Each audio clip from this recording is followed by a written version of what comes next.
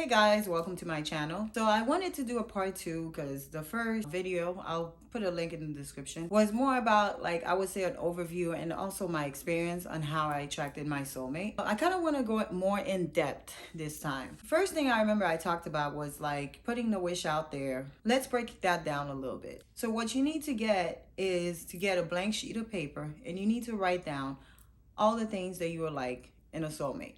The superficial stuff and the unsuperficial stuff. And you want to make sure you go as detailed as you can. You also got to remember that most likely you're not going to get 10 out of 10 out of the things that you want. More like 9 out of 10, I would say.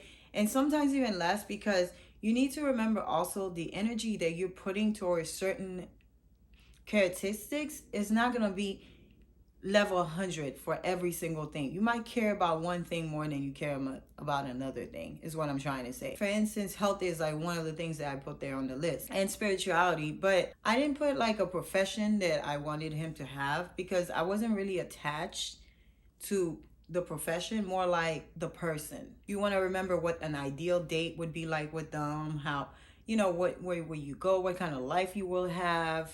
The second thing is, a lot of people focus on finding the right person, but what they don't understand it a lot of times is finding the right person at the right time.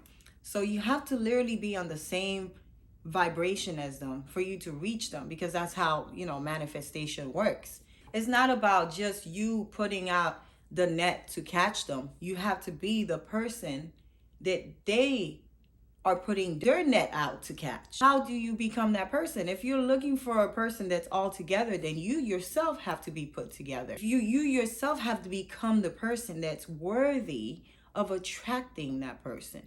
And I don't mean worthy as in oh my God, like you're so lesser than. No, I mean worthy as in like you have to be on the same vibrational plane as the person that you're attracting. You have to be the person that person would see as their significant other. For instance, for me, I just started living my truth. I started doing what I needed to do. I focus more on me. I focus on bettering myself, personal development, going to the gym. I was focused on me. So I wanted to just make my life better. I was looking for a way to advance myself in my career and etc. The reason why is because, you know, a lot of people think of like, oh yeah, that person is supposed to complete me, but that's not at all the case. The thing is, two halves becoming whole is just one.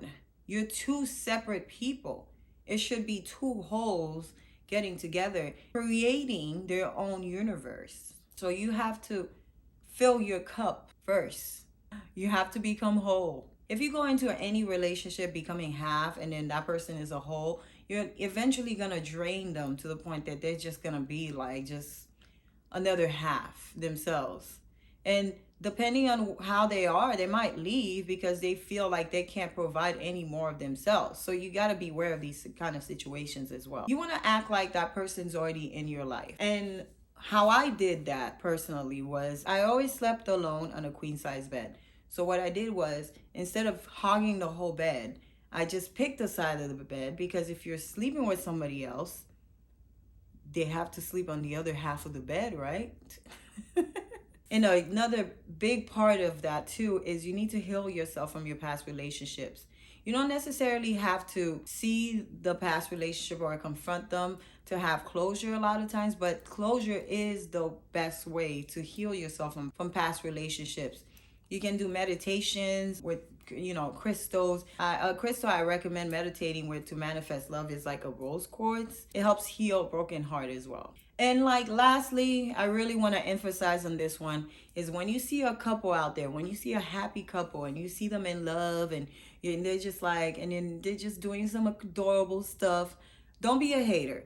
Because if you're putting out that negative energy, you're not in the same vibration as the person that you want, because what you want is love energy. So if you're putting out negative energy, you're not going to be met with love. You're going to be met with that same energy that you're putting out. So whenever I would see couples, I'll be like, oh my God, I love them. Like I would literally feel that though. I would find a way to be happy for them. Like I would find something that I liked about seeing them as a couple. And then, you know, just go out there and live life. I know right now the world has changed because of the pandemic, but you should try to find a way that you can be around others doing something that involves interacting with another person, because unless you go out there and meet people, you're not gonna meet that person. I hope you guys enjoyed this video. Feel free to hit the like button and drop a comment below, because I would love to know what you guys think.